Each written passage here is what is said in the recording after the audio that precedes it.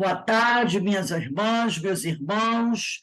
Nós estamos aqui na Sociedade de Estudos Espíritos Francisco de Assis, hoje, dia 8 de setembro de 2023, e nesse horário das 5h30 nós estudamos essa obra, Qualidade na Prática Mediúnica, Projeto Manuel Filomeno de Miranda.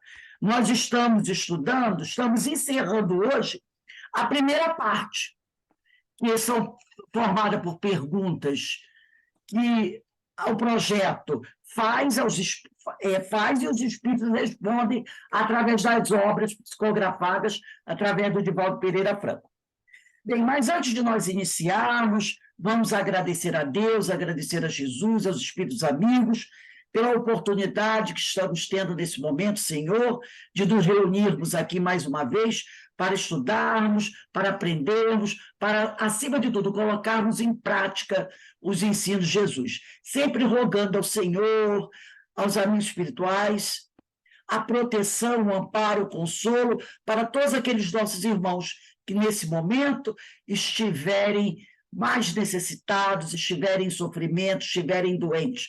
Lembrando que Jesus falou: os doentes, os enfermos, os pecadores são os meus filhos prediletos. Então, Senhor, te rogamos que ampare e proteja todos esses nossos irmãos que, nesse momento, estão passando por grandes dores e por grandes tormentos. Graças a Deus. Bem, nós vamos hoje começar lendo a última parte, a última pergunta, é a pergunta 39. A última pergunta da primeira parte, tá? Nessa pergunta, a equipe interroga os espíritos. Quem vai responder é Joana de Ângeles, no livro Dimensões da Verdade. A pergunta da equipe é a seguinte: que outras explicações para o sofrimento naqueles que se dedicam à mediunidade? Porque é aquele detalhe, né? Poxa, o sujeito está trabalhando ali na mediunidade, está fazendo bem, está se preocupando com o próximo e está sofrendo. E outras explicações para o sofrimento naqueles que se dedicam à mediunidade. Então, eu trouxe aqui o texto mais amplo do que esse que foi colocado aqui, para a gente compreender melhor. Deixa eu estar aqui. O livro Dimensões da Verdade, eu acredito que todos estejam vendo, Dimensões da Verdade, capítulo 42, Sofrimentos da Mediunidade. E Joana de Ângeles diz assim: identificado com os princípios espirituais na mediunidade, tens a impressão de que, apuradas antenas psíquicas, registras angústias, temores, inquietações antes ignoradas. E aquela coisa, a gente diz assim: meu Deus, agora que eu comecei a fazer o trabalho mediúnico, parece que alguém abriu a porta do inferno, porque é dificuldade, é dor, para tudo quanto é lado. Então, olha só, identificado com os princípios espirituais na mediunidade, tens a impressão de que, apuradas antenas psíquicas, registras angústias, temores, inquietações antes ignoradas. Poxa, antes eu não sentia isso, antes isso não acontecia comigo, e agora está acontecendo? Achas isso estranho? Né? Ela está perguntando, ela está fazendo uma afirmativa. Achas isso estranho? Não poucas vezes assimilas o pensamento que invade o teu pensamento e deixa te desanimar. Porque muitas vezes você permite que o pensamento estranho, o pensamento externo, invada o teu pensamento. E você dá agasalho a esse pensamento. Frequentemente, receios infundados vitalizam fantasmas que se corporificam no teu mundo mental. Esse texto é maravilhoso. Então, olha só, receios infundados vitalizam fantasmas que acabam tomando corpo no nosso mundo mental, senhoreando-te em fixação dolorosa e deprimente. Não havia o problema, mas você abriu a porta para o pensamento invasor, agasalhou, e ele se corporificou no nosso mundo mental e passou o quê? A existir. Sequazes da aflição, sitia o teu coração em linhas de soledade e temes. É natural que isto ocorra. O médico, o enfermeiro, o assistente social, o servente hospitalar, instalados nos serviços de socorro aos enfermos, respiram um clima de angústia e dor entre expectações e ansiedade. Assim também no campo da assistência mediúnica aos sofredores, o fenômeno é o mesmo. Quem serve participa do suor do serviço. Quem ajuda experimenta o esforço do auxílio que oferece. Quem ama sintoniza nas faixas do ser amado, aurindo as mesmas vibrações. Liberta-te do receio pelo trabalho. Faze asepsia mental pelo estudo e abnegação. E prossegue. Dizem alguns observadores precipitados, e talvez inconscientes, que as tarefas mediúnicas de socorro aos desencarnados cristalizam psicoses nos médios. Porque algumas pessoas, por ignorarem o tema, dizem, né? Não trabalha com mediunidade, não, que isso vai te trazer dor de cabeça. Larga isso, deixa isso para lá. Afirmam vários estudiosos de gabinete que as operações desobsessivas libertam os doentes desencarnados e encarceram em enfermidades perigosas os intermediários. Às vezes a gente escuta essas palavras, né? Tipo assim, você agora só quer tratar dos mortos, você só quer cuidar dos mortos. Olha lá, de tanto você querer ficar junto dos mortos, eles não vão querer largar de você. Então, essas coisas que a gente escuta por aí, né? Assinalam diversos aprendizes da mensagem espírita que os médiuns operantes no intercâmbio com desencarnados em lamentável estado conservam desaires e sensíveis desequilíbrios que os fazem exóticos. Acham que a gente pode ser contaminado pela doença, pelo problema do outro. Sabemos, no entanto, que não tem razão os que assim pensam, quem assim procede. O médio espiritista tem conhecimento, através da doutrina que professa, dos antídotos e dos medicamentos para a manutenção do próprio equilíbrio. Estudamos isso na aula do livro Obsessão e Desobsessão. Quando estudamos, vamos dizer assim, o histórico, né, do nosso médico Jesus. Ali ele nos deu o quê? O tratamento e o remédio para curar as nossas doenças e para ajudar os irmãos a curarem as. Lembra que ele falou? Quando alguém estiver doente, reúnam-se todos, orem por ele. Olha só, uns orando pelos outros. Então, nós temos, através da doutrina espírita que professamos, os antídotos, os medicamentos, todo o tratamento necessário para as nossas doenças, para os nossos desequilíbrios.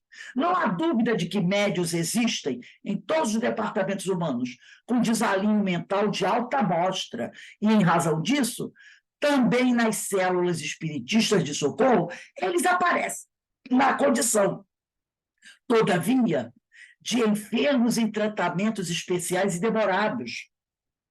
Já vieram em tormentos de outras reencarnações e se demoram sem qualquer esforço de renovação interior. Lembra de Emmanuel? No livro que tem o título Emmanuel, capítulo 11, Mensagem aos Médios, item 11.2, quem são os médios na sua generalidade? São espíritos que fracassaram desastradamente e que reencarnam para reparar os erros do passado, graves erros do passado. Está aí. Aí. Já vieram para essa encarnação em tormentos e se demoram sem qualquer esforço. Não estão, muitos deles, na atual situação da atual encarnação, fazendo nenhum esforço pela sua melhora interior. O espiritismo é, antes de tudo, lar, escola. Hospital, escola. Santuário, escola. Para aprendizagem, saúde e elevação espiritual. Necessário, portanto, que o sensitivo, que o médium, se habilite para as tarefas que lhe cabem, através de exercícios morais, de resultados positivos, estudo metódico e constante, serviços de amor, a fim de libertar-se dos velhos liames, das velhas algemas, das velhas ligações com os espíritos infelizes, que permanecem ligados às suas paisagens mentais, porque a gente não muda o nosso padrão vibratório. Em vampirismo insidioso. E, naturalmente, embora entre enfermos e necessitados, conduz ao tesouro da oportunidade libertadora na mediunidade socorrista. É a grande oportunidade que Deus concede a esses irmãos. Lembra? Esses espíritos altamente endividados têm oportunidade da mediunidade. E os seus corpos são preparados para que eles possam reencarnar, serem médios. Lembrando a questão 159 de Um Livro dos Médios. E aqui, a Verinha conversou comigo hoje sobre o livro Obras Póstumas. Está lá, dizendo aqui, né? O desenvolvimento no item Obras Póstumas.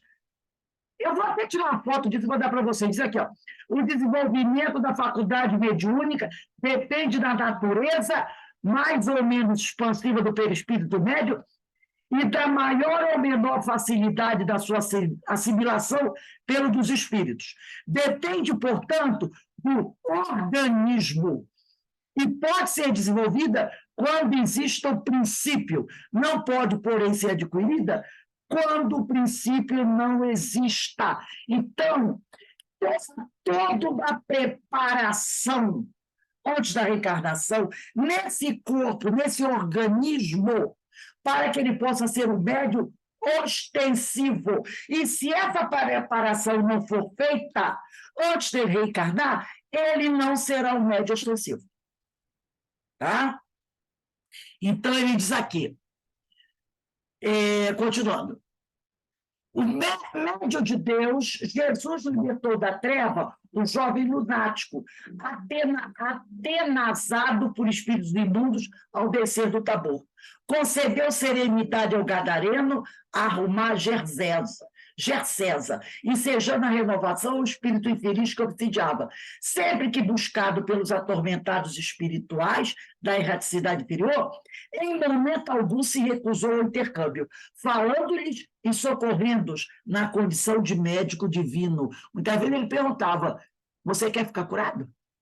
E quando a grande multidão, assediada por obsessores cruéis em desvario, o arrastou ao testemunho para com a vida, sereno e humilde, orou na noite de vésperas, em dolorosa angústia e vigília de suor de sangue, para galgar os degraus da vida perente. Isaías falou isso. Sofreu em silêncio, doutrinando-os e doutrinando-nos com as palavras do exemplo incorruptível de amor, que até hoje permanece como nosso roteiro de segurança. Então, meus irmãos, esse texto de Joana de Ângeles é outro texto maravilhoso, onde ela dá uma aula, porque muitos médiuns abandonam até a mediunidade e dizem assim, nossa, antes eu não tinha problema, comecei com esse negócio de mediunidade, Jesus, apareceu de tudo um pouco, não é assim? E aí as pessoas que não conhecem, que estão à nossa volta, também percebem. Antes desse negócio de espiritismo, eu não tinha problema com esse negócio de espiritismo. Eu acho que esse negócio de espiritismo é ruim. Acho que esse negócio de mediunidade faz mal. Aí começa, né? Agora nós vamos entrar na segunda parte dessa obra. Só que agora serão feitas perguntas, mas quem vai responder é Divaldo Pereira Franco. Divaldo Franco responde. Pergunta 40, que o tema é benefícios. Na pergunta 40, a equipe vai perguntar para Divaldo: os espíritos sofredores carregam as suas dores muito tempo, às vezes por décadas e mesmo séculos, até milênios. Qual o benefício proporcionado aos mesmos no breve atendimento feito durante a prática mediúnica? Meu Deus do céu, às vezes o espírito chega na mesa mediúnica carregando tanta dor. Às vezes ele está sofrendo há milênios, e nós sabemos que isso é possível, não é? Nós sabemos que isso é possível.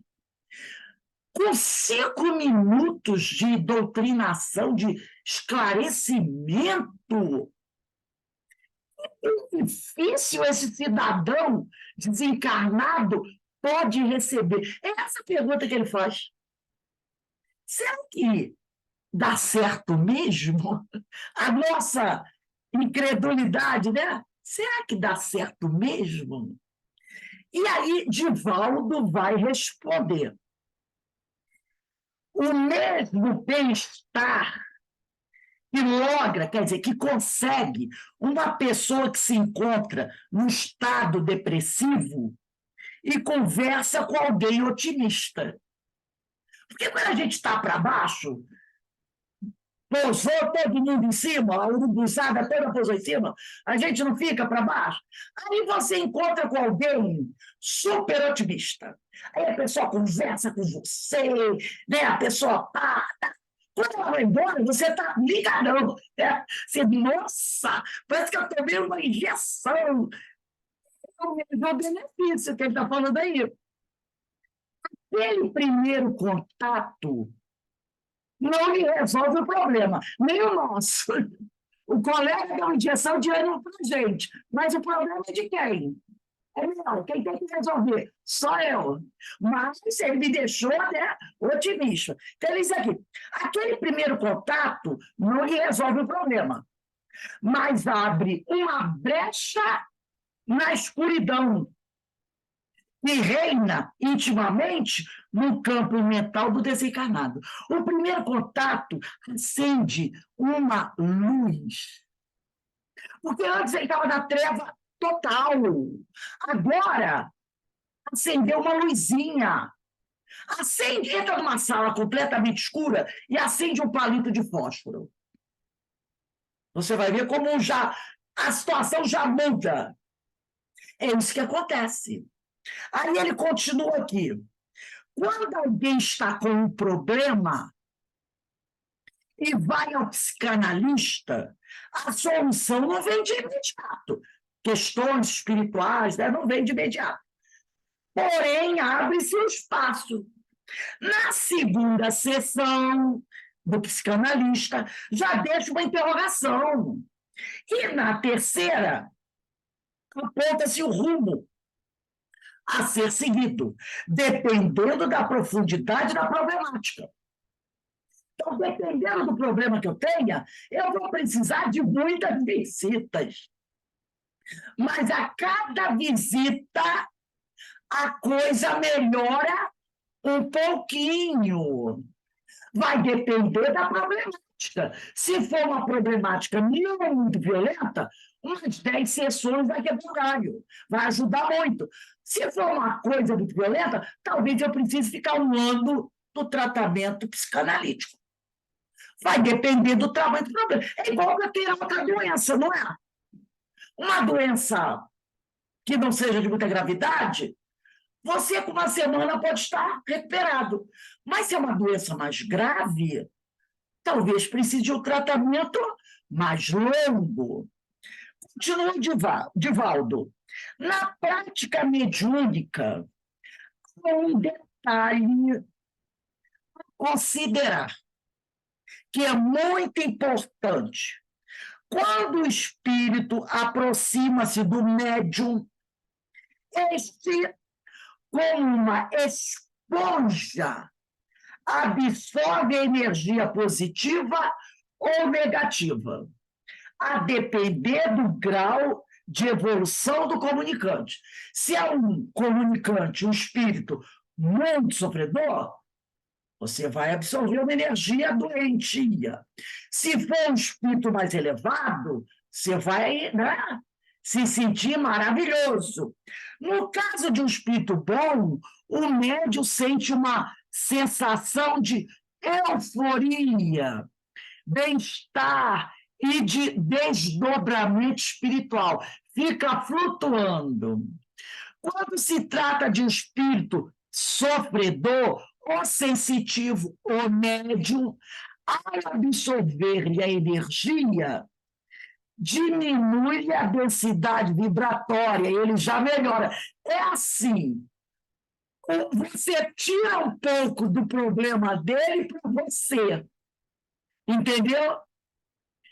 Ele fica suavizado, é como assim? Você faz uma transferência, você tira dele um pouco de dor, da dor dele para você, e dá da sua energia para ele. Você fica com um pouco daquela energia deletéria dele e você tirou, vamos dizer que a dor dele seja de 8 quilos. Você tirou 1 quilo dele. Entendeu? Esse quilo fica aqui com você. Temporariamente. Porque não te pertence. Daqui a pouco você vai pegar esse quilo dele e vai fazer assim, ó. Vai dissolver. Não é teu. Agora você tirou 1 quilo dele. Nossa, quem carrega 8 quilos e tu tira um já não alivia? É o que ele está fazendo aqui.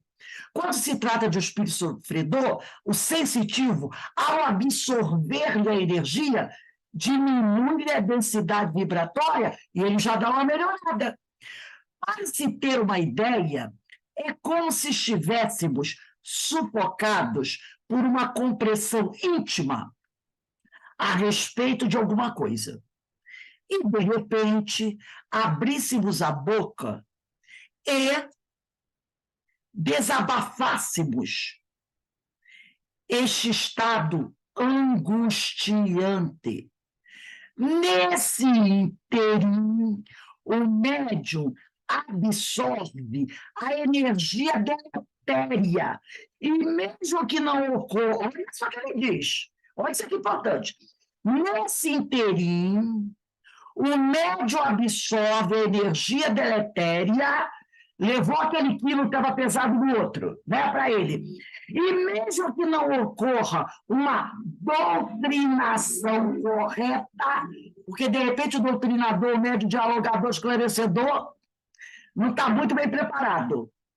A entidade, o espírito, já melhora, porque perdeu aquela emanação negativa que a desequilibrava.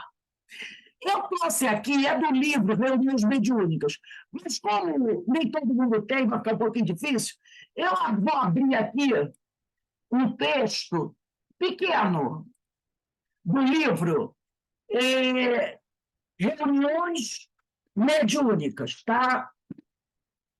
Nesse livro, deixa eu só pegar aqui uma coisinha, ele vai falar sobre o choque anímico, tá? Eu peguei aqui para a gente ler, são apenas uns 2 parágrafos, mas muito importantes, quando ele diz aqui, depois eu vou dizer para vocês, eu estava tentando ver aqui, se eu achava mais ou menos no livro. No meu livro está no item 17, direção e doutrinação. Quem tem aí, como o meu documento, quem tiver aí, reuniões mediúnicas, direção e doutrinação, item 17, quase lá no final do item, no meio do item 17. Mas eu coloquei aqui, tá? Eu vou ler só 2 parágrafos. Quem quiser anotar, anota. Isso é muito importante. É só botar aí. Item 17.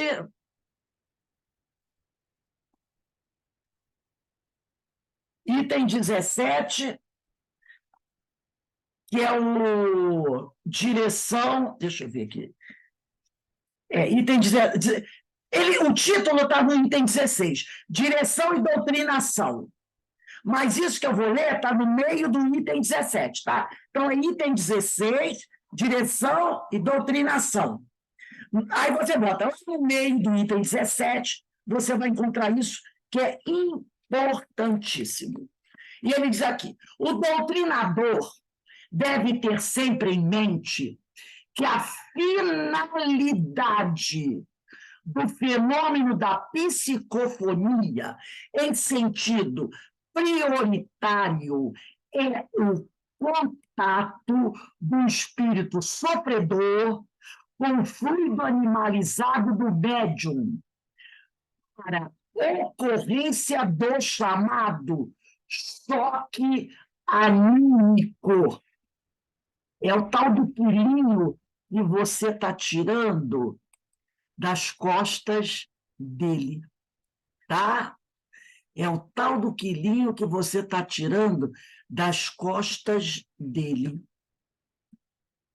Aí ele diz aqui, Allan Kardec utilizou o termo fluido animal, porque na ligação perispiritual entre o comunicante e o médium, para que se processe a psicofonia, acontece uma transferência de elevada carga de energias animalizadas que são absorvidas pelo desencarnado, produzindo-lhe um choque energético que promove o seu despertamento para uma realidade nova de que ainda não se deu conta.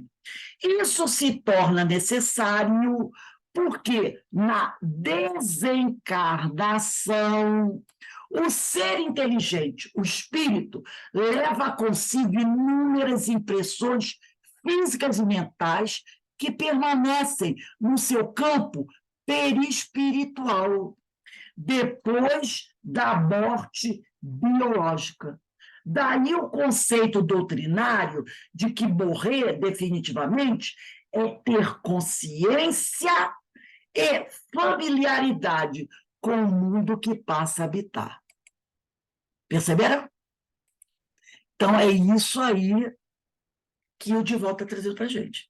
Isso está no item 16, está no item... o título é item 16, direção e doutrinação. Mas esse texto está no item 17, que é o 16 e 17 faz parte desse título. Faz parte desse título. Você bota assim, direção e doutrinação.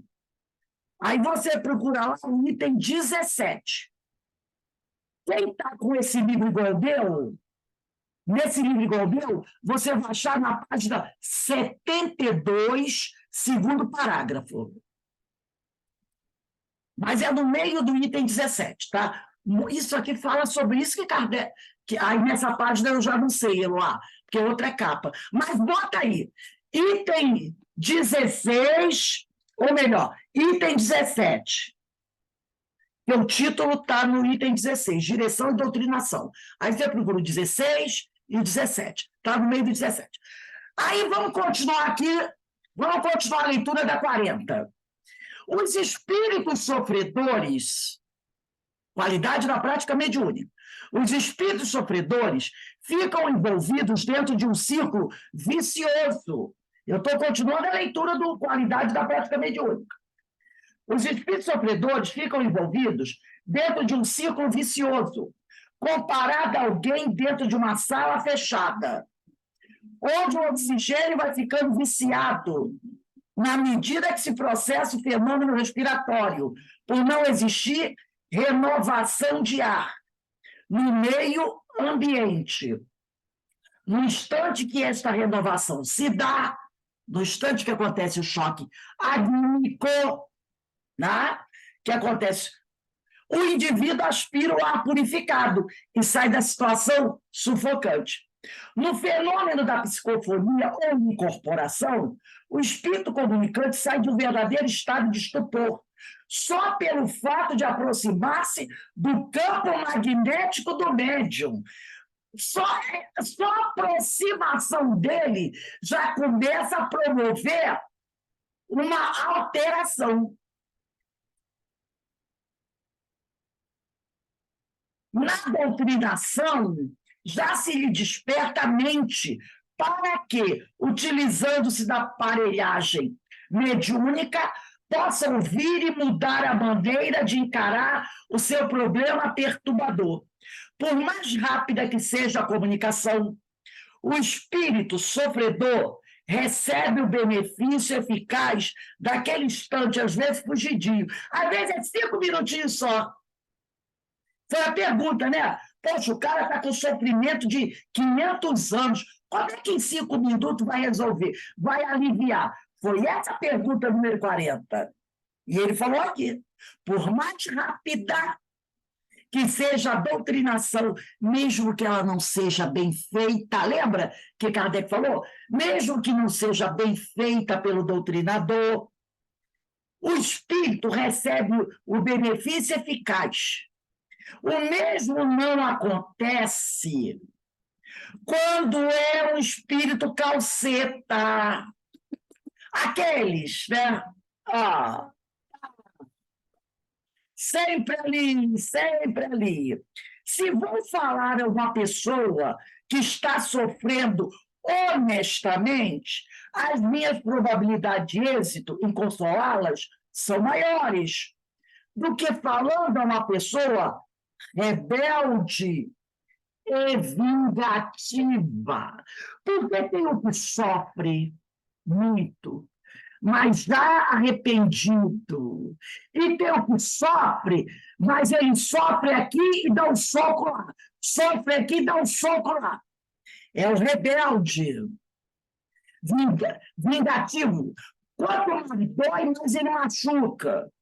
No entanto, embora não se consiga bons resultados no primeiro tentame, né? No primeiro encontro, pelo menos a entidade, o espírito, verifica que nem todos estão de acordo com o que ele pensa. Porque na hora da doutrinação, ele vai conversar com o doutrinador. E o doutrinador vai mostrar para ele, olha, que tem uma opinião diferente dele. Entendeu? Abrindo-se assim uma clareira interrogativa na sua mente.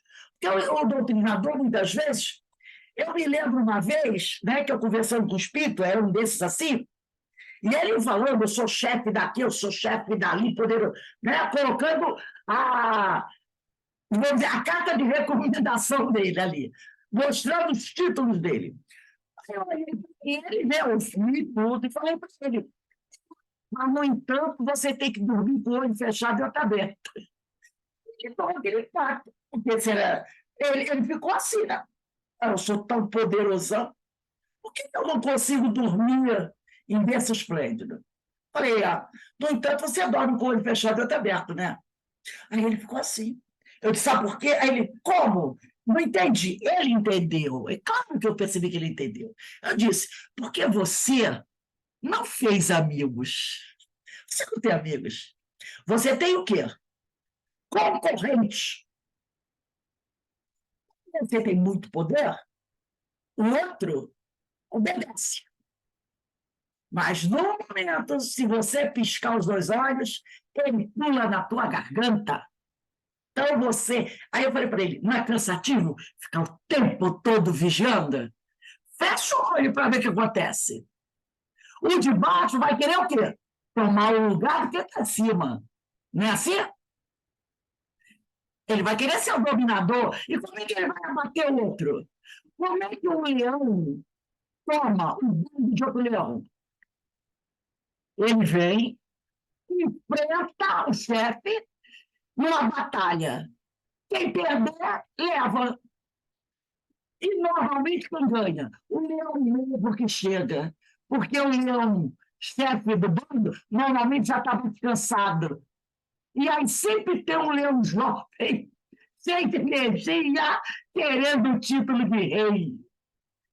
Entendeu? Ninguém fica eternamente no trono.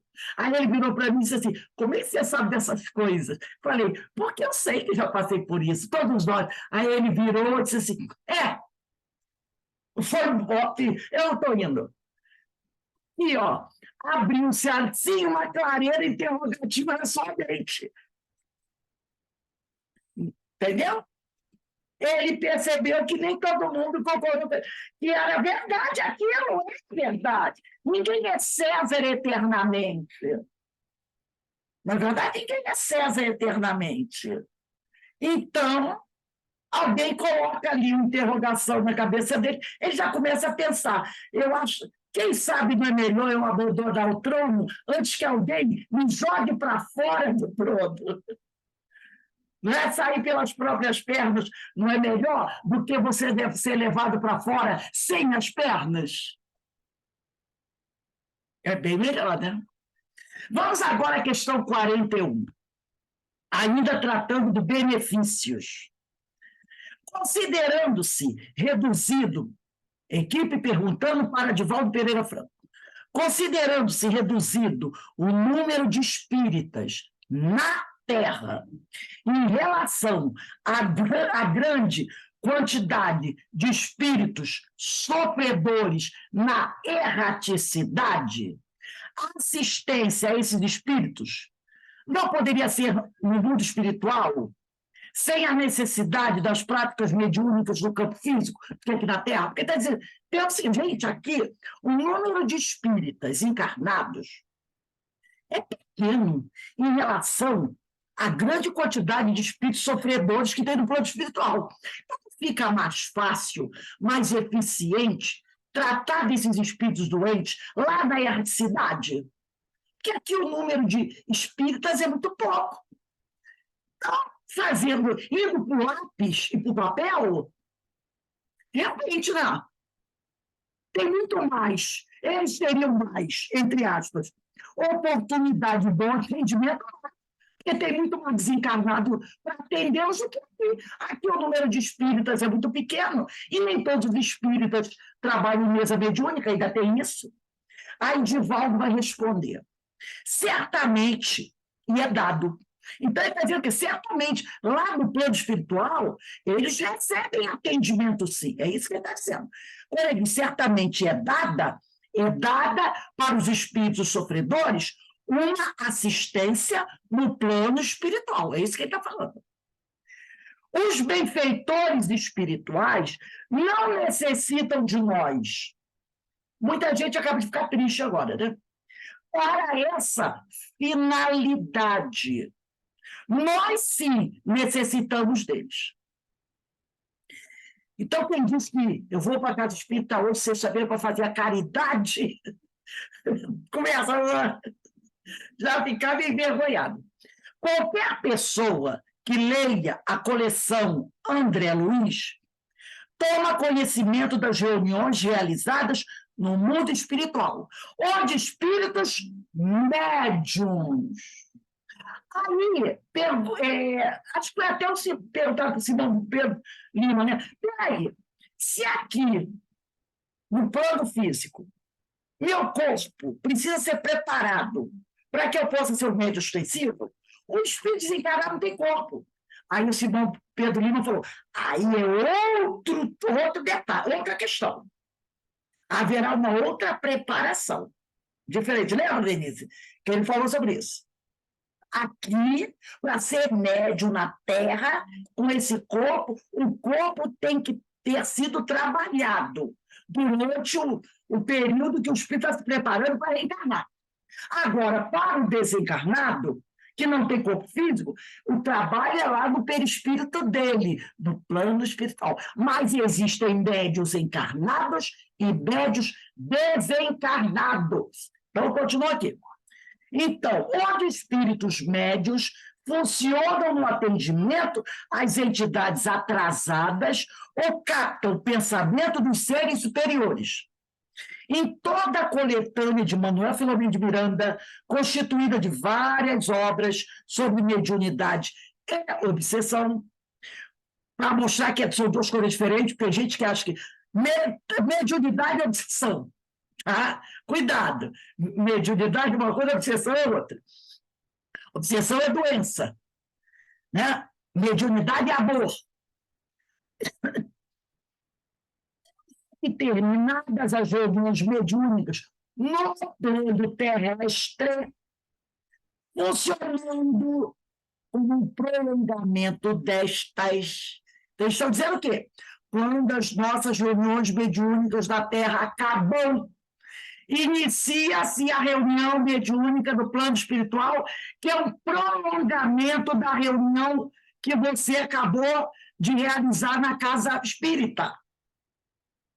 Entendeu? Continuam fora do campo físico os trabalhos de socorro espiritual, onde os espíritos se utilizam dos médios desencarnados para ajudarem os médios encarnados. Alguns médios encarnados vão para o plano espiritual também, em desdobramento. Porque lembra que ele falou aí, acho que foi a Joana que falou, que tem muito médium perturbado? Naquele texto, a Joana, ela falou isso. Tem muito médium em salinho. Então, esses médios vão para lá. E os médios desencarnados vão trabalhar para ajudar os médios encarnados que estão em desdobramento do sono. As práticas mediúnicas no plano físico, aqui na Terra, representam benefício para os médios encarnados, porque promovem a arte de fazer a caridade, sem saber-se a quem.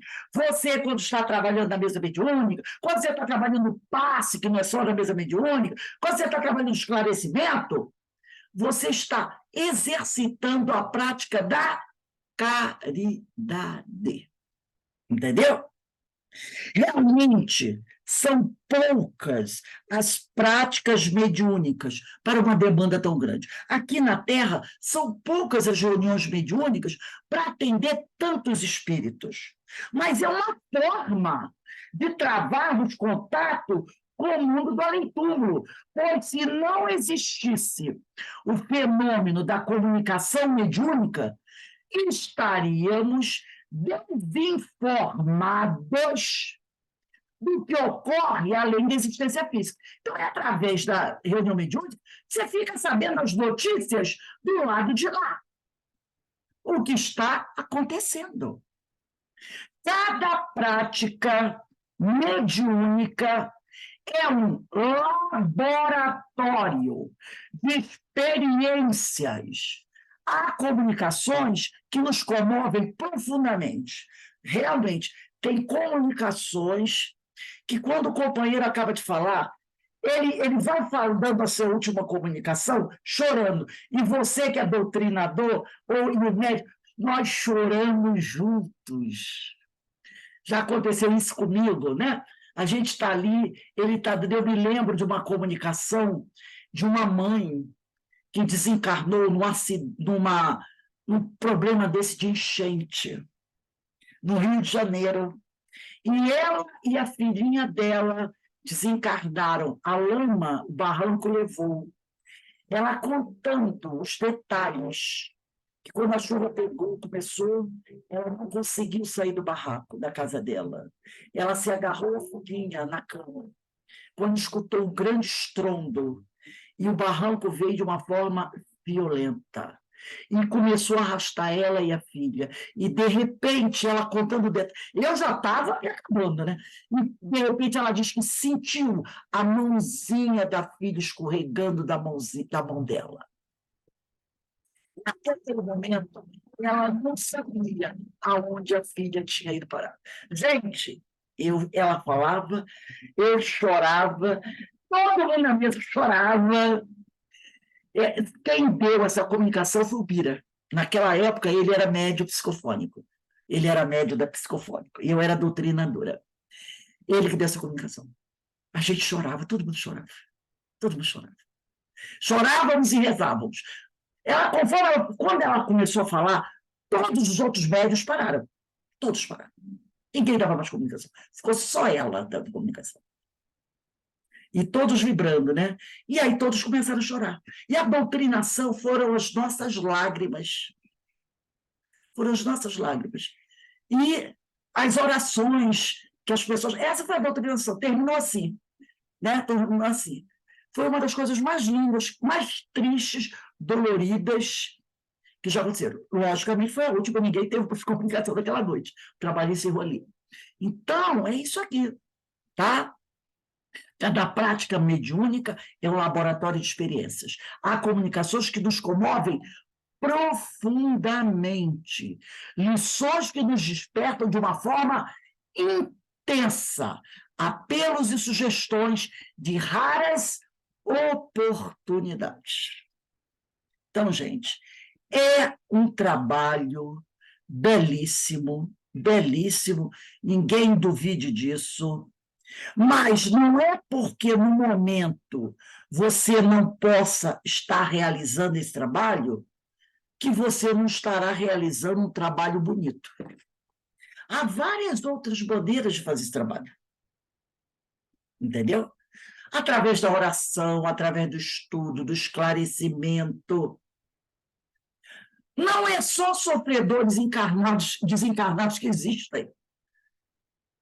Quantos irmãos chegam até nós necessitando de uma palavra, porque estão doentes, porque estão em desequilíbrio? Então, quem é médium o tempo todo. Não é médium apenas dentro da casa espírita. Porque tem gente que acha, né? Que é médium só dentro da casa espírita. Então, essas perguntas aqui, eu já andei dando uma olhada para frente, eu vou realmente devagar, porque o Divaldo, ele tem uma didática maravilhosa, né? Para responder, né? Ele é muito claro, é muito didático, os exemplos fáceis para a gente entender, e a gente vai devagarzinho para aproveitar o máximo do texto que ele traz para a gente. E, com certeza, aquele que está estudando essa obra maravilhosa do Divaldo, realmente está fazendo um aprendizado fantástico para quem trabalha na mediunidade e também para a gente que não está no momento trabalhando, ou já trabalhamos, mas, com certeza, todos nós nos estaremos em situações bem. Então, semana que vem, nós vamos estudar a questão 42. Põe a data aí. Semana que vem, dia 15. Vem a questão 42, tá bom? Alguém gostaria de falar alguma coisa, comentar alguma coisa?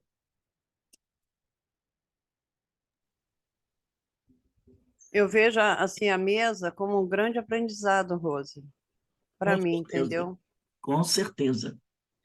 Agora, quando você falou do peso, eu fiquei muito impressionada, porque eu já dei passividade de parecer que eu não ia aguentar. Tu imagina o espírito, então, o que ele estava passando. Não Exatamente. tem nem como medir, né, a dimensão do sofrimento. É muito sofrimento, minha irmã, é muito sofrimento. Imagina sofrimento de milênios. Sofrimento de milênios. Não é coisa pouca, não, né? Tem irmãos que não têm nem memória, né? Não lembram do Não, passado, do presente. É não uma tem, coisa muito é triste. verdade, não tem nem memória, né? Não tem a mínima ideia do que ele está fazendo ali, ou quem ele é. Então, E fora imagina. os exemplos para a gente, né? Exatamente. A gente tem que prestar muita atenção, porque se eu não procurar cuidar de mim, ele pode ser eu amanhã. É isso aí, isso Ele mesmo. pode ser eu amanhã. Então, a gente precisa estar muito atento para as nossas atitudes, para os nossos pensamentos. Porque ninguém está blindado, ninguém escapa de ser pego numa onda como essa, né? Hoje, eu ouvindo o testemunho de uma moça que teve um problema, estava lá no sul, né? A casa, ela perdeu tudo, ela disse assim, aí bem parecido com isso, estava tudo tão bem, eu tinha tudo, Não sei se vocês viram ela falar. Estava tudo tão bem, eu tinha tudo. Estava tudo tranquilo. Nada me faltava. E agora eu não tenho mais nada. Eu perdi tudo. Só sobrou. Aí depois ela falou: não, eu estou viva. Mas o resto, perdi tudo. Então ela falou: eu tinha tudo, uma boa casa confortável, não tinha problema. Estava tudo ótimo.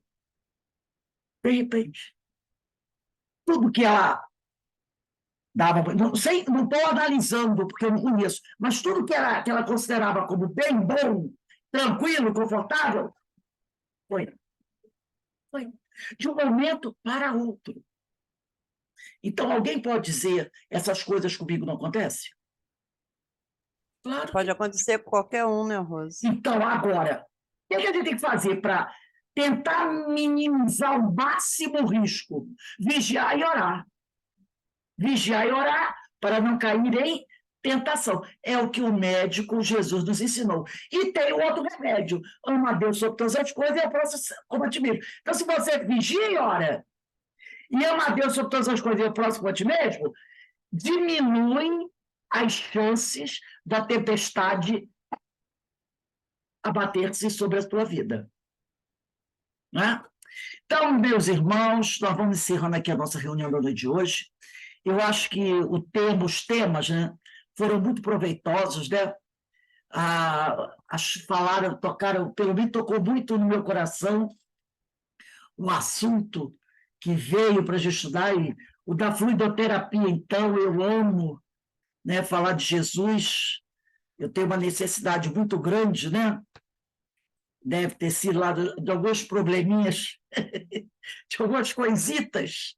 Então, eu tenho uma necessidade muito grande. Então, quando eu peguei o livro, eu disse assim: vou aqui, vou, vou começar aqui com as citações, com a apresentação do mestre, porque eu acho maravilhoso, né? Esse mestre fantástico. Então, eu só tenho a agradecer pelo carinho de vocês, por estarem conosco até agora, estudando. Então, eu vou pedir ao meu amigo Alberto. Alberto, faz a nossa prece de agradecimento, por favor. Faz sim.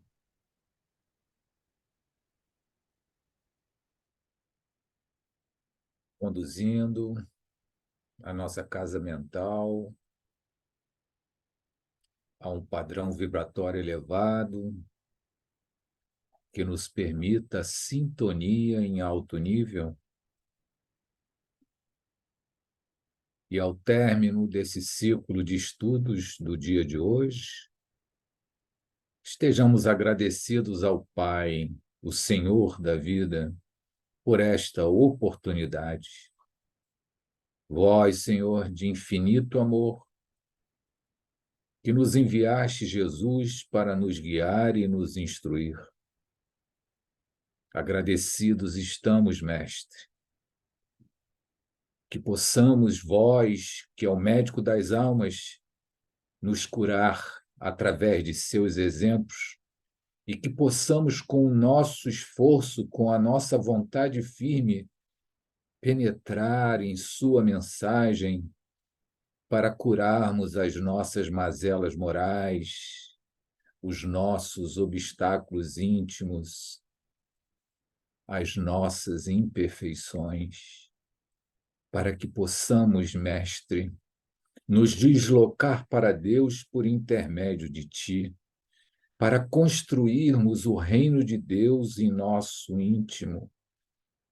Ó Mestre, obrigado por todo o seu trabalho de luz em prol de toda a humanidade, e que possamos estar em sua seara a trabalhar com Ti em socorro daqueles que encontram-se necessitados no plano espiritual e no plano material, que possamos, através da mediunidade com Jesus, socorrer aqueles que encontram-se necessitados na pátria espiritual e com o exemplo de vosso amor, Mestre, e da vivência da caridade, possamos socorrer os aflitos encarnados, que possamos, em sua seara, semear os seus sublimes ensinamentos, que possamos ser os multiplicadores